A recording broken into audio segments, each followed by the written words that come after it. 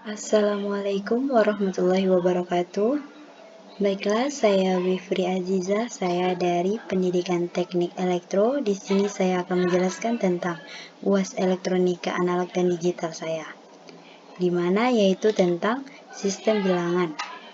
Yang pertama, sistem bilangan terdiri dari 4 bagian. Yang pertama desimal, biner, oktal, dan heksadesimal. Desimal.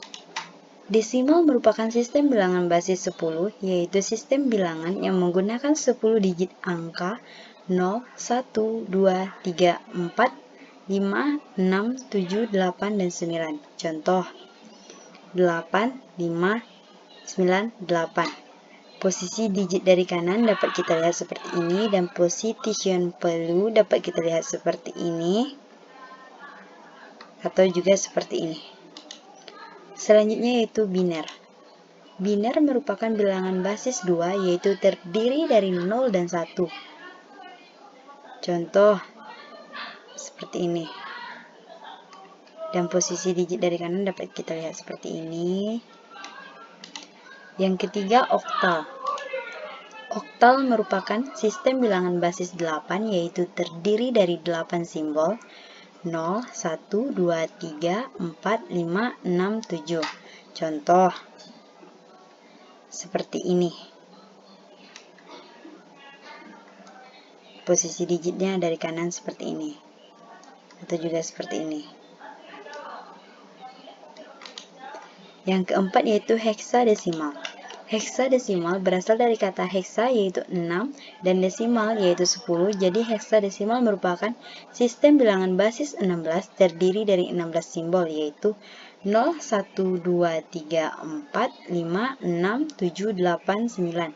A 10, B 11, C 12, D 13, E 14, F 15. Contoh F3DA sama dengan 15 dikali 4096 ditambah 3 kali 256 ditambah 13 dikali 16 ditambah 10 dikali 1. Posisi digit dari kanannya seperti ini, atau position value-nya juga seperti ini. Selanjutnya kita akan membahas tentang aljabar boolean. Aljabar boolean merupakan aljabar yang berhubungan dengan variabel-variabel biner dan operasi-operasi logik. Variabel-variabel diperlihatkan dengan huruf-huruf alfabet dan 3 operasi dasar dengan AND, OR, dan NOT atau komplement. Fungsi boolean disebut juga fungsi biner adalah pemetaan dari Bn ke B melalui ekspresi boolean. Kita menulisnya sebagai F berbanding Bn sama dengan B, yang dalam hal itu adalah himpunan yang beranggotakan pasangan terurut ganda N atau orderan N tuple di dalam daerah asal B. Hukum-hukumnya dapat kita lihat seperti ini, yang ada 11 hukum identitas, hukum komplement, hukum involusi, hukum komutatif, distributif, hukum 0/1, hukum idempoten, hukum dominasi, hukum penyerapan, hukum asosiatif, hukum De Morgan. Selanjutnya kita akan membahas aplikasi aljabar boolean. Yang pertama yaitu jaringan pensaklaran atau switching network. Contohnya saklar seri. Logika AND-nya seperti ini. Seperti gambar. Yang kedua yaitu saklar paralel atau logika OR. Dapat kita lihat seperti gambar yang ini. Dan yang kedua yaitu rangkaian logika, di mana bisa kita lihat seperti pada gambar yang ini. Selanjutnya kita akan membahas tentang aritmetika komputer. Arithmetic and Logic Unit atau ALU, unit aritmetika dan logika merupakan bagian pengelola bilangan dari sebuah komputer. Di dalam operasi aritmetika ini sendiri terdiri dari berbagai macam operasi, di antaranya adalah operasi penjumlahan, pengurangan, perkalian, dan pembagian. Rangkaian utama yang digunakan untuk melakukan perhitungan ALU adalah adder. Yang kedua, jenis-jenis aritmetika. Jenis-jenis aritmetika ini ada dua. Yang pertama yaitu aritmetika biner. Ada 3 bagian. Yang pertama titik tetap atau fixed point. Yang kedua yaitu titik mengembang atau floating point. Yang ketiga rentang bilangan lebih luas kompleks. Jenis yang kedua yaitu aritmetika desimal, di mana bilangan direpresentasikan dalam bentuk BCD, binary kode desimal. Selanjutnya kita masuk ke komponen aritmetika biner, yang terdiri dari pertama, flip-flop merupakan media penyimpanan biner-biner. Yang kedua, register adalah sekumpulan flip-flop. Yang ketiga, gate adalah sirkuit logika, NOT, OR, AND, SOR. Yang ketiga, counter digunakan dalam operasi aritmetika dan kontrol. Yang selanjutnya, decoder merupakan pendekodean instruksi, alamat, dan perintah, dan encoder merupakan kebalikannya. Multiplexer adalah memilih salah satu dari beberapa input ke bagian output. Materi selanjutnya, rangkaian kombinasional. Rangkaian kombinasional terdiri dari gerbang logika dengan output tergantung pada inputnya. 4 rangkaian kombinasional. Yang pertama yaitu encoder. Yang kedua, decoder. Yang ketiga, multiplexer. Yang keempat, demultiplexer. Yang pertama yaitu encoder. Merupakan rangkaian logika yang kombinasional yang berfungsi mengubah atau mengkodekan suatu sinyal masukan diskrit menjadi keluaran biner. Suatu kombinasi masukan hanya memiliki satu kombinasi keluaran. Syarat perancangan sebuah encoder yaitu M kecil dari 2N. M sama dengan kombinasi masukan N jumlah bit keluaran. Yang selanjutnya yaitu decoder. Merupakan rangkaian decoder merupakan kebalikan dari encoder yaitu mengubah kode biner menjadi sinyal diskrit. Syarat perencanaan decoder yaitu M kecil dari N2. M kombinasi keluaran, N bit masukan. Multiplexer. Multiplexer atau MUX adalah alat atau komponen elektronika yang bisa memilih input yang akan diteruskan ke bagian output. Terdapat bagian kontrol kendali select yang menentukan input mana yang akan diteruskan ke bagian output. Selanjutnya, demultiplexer. Demultiplexer atau demux adalah kebalikan dari multiplexer atau mux. Jumlah masukan pada demux hanya satu, tetapi memiliki jumlah keluaran atau output yang banyak. Yang selanjutnya, sinyal pada bagian input ini akan disalurkan ke bagian output atau channel yang mana tergantung dari kendali pada bagian select-nya. Selanjutnya kita masuk rangkaian sekuensial. Merupakan rangkaian yang kondisi keluarannya dipengaruhi oleh masukan dan keadaan keluaran sebelumnya atau dapat dikatakan rangkaian yang bekerja berdasarkan urutan waktu.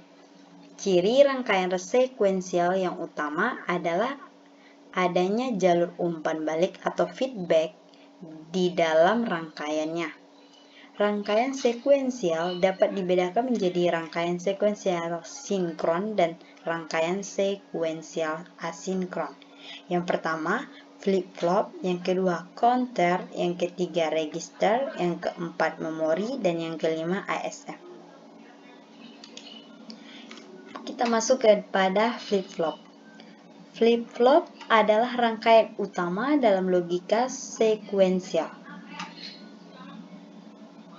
Yang kedua, counter, register, memori, serta rangkaian sekuensial lainnya disusun dengan menggunakan flip-flop sebagai komponen utamanya.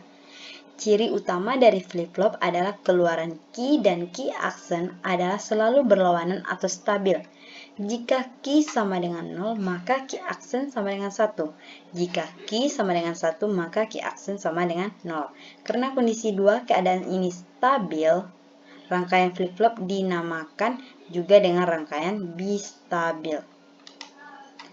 Jenis-jenis flip-flop yaitu terdiri dari RS flip-flop. Flip-flop ini terdiri dari dua masukan yaitu S atau set dan R reset, serta dua keluarannya yaitu key dan key.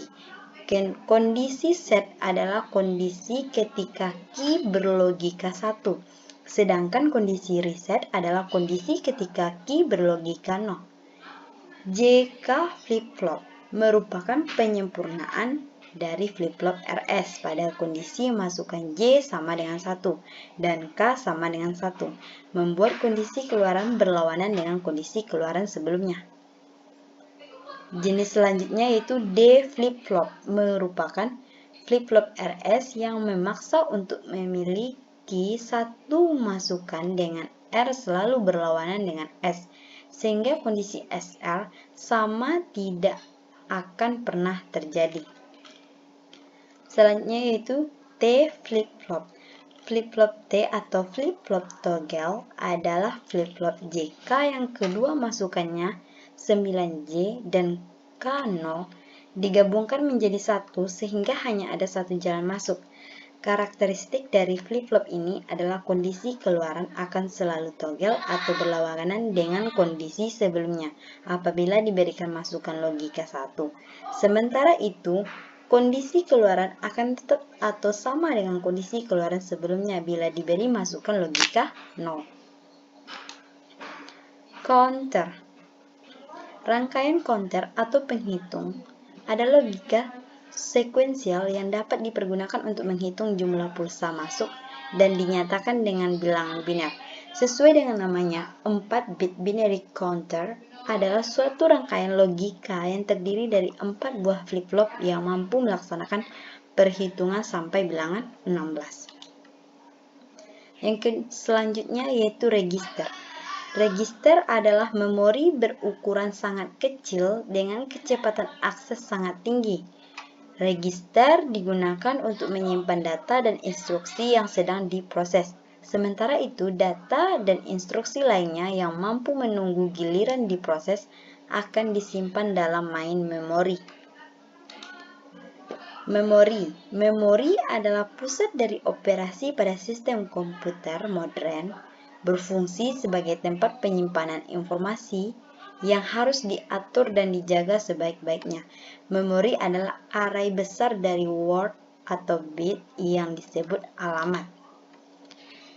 Selanjutnya kita akan membahas tentang asynchronous state measure atau ASM, merupakan bagian dari sequential circuit yang terdiri dari input, output, dan bagian internal di dalam sirkuit synchronous sequential.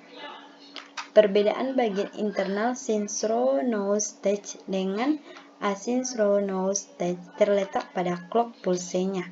Pada asynchronous stage tidak terdapat clock pulse. Datapad. Datapad atau alur data merupakan sekumpulan register yaitu register tambahan dan register penghubung. Kumpulan register ini berfungsi untuk melalukan atau sebagai jalan untuk proses eksekusi suatu instruksi secara keseluruhan, termasuk ke dalam instruction set. Selanjutnya, blok fungsional datapad. Yang pertama, register instruksi menyimpan instruksi saat akan dieksekusi. Yang kedua, program counter PC menyimpan alat instruksi berikutnya yang akan diambil. Memory address register atau MAR adalah register yang menyimpan alamat memori dari mana data akan diambil ke CPU atau alamat untuk data yang akan dikirim dan disimpan. Memory data register atau MDR adalah daftar dari unit kontrol komputer yang berisi data yang akan disimpan dalam penyimpanan komputer, misalnya RAM, atau data setelah mengambil dari penyimpanan komputer. Prosesor mengeksekusi setiap instruksi dalam sederetan langkah-langkah kecil. Siklus fetch, decode, execute. Pertama, mengambil instruksi yang akan dijalankan dari memori dan memasukkannya ke dalam register instruksi. Yang kedua, mengubah isi program counter menjadi alamat instruksi berikutnya.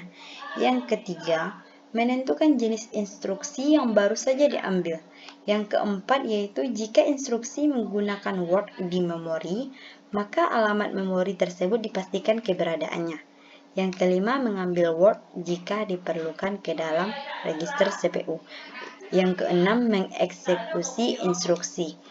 Contoh datapad pada beberapa instruksi. Datapad untuk instruksi stroke. Operasi yang dilakukan pada instruksi ini adalah menyalin isi suatu lokasi memori ke dalam lokasi memori utama. Datapad untuk instruksi load. Operasi yang dilakukan pada instruksi adalah menyalin isi suatu lokasi memori ke dalam register. Datapad untuk instruksi halt. Operasi yang dilakukan pada instruksi ini adalah menghentikan siklus instruksi. Hal ini digambarkan dengan run atau halt sama dengan 0. Hubungan dengan datapad melibatkan resetting flip-flop, run, atau halt. Baiklah, itulah hasil ringkasan materi tentang UAS elektronika analog dan digital. Salah dan janggal, kekurangan saya mohon minta maaf. Billahi taufiq wal hidayah. Wassalamualaikum warahmatullahi wabarakatuh.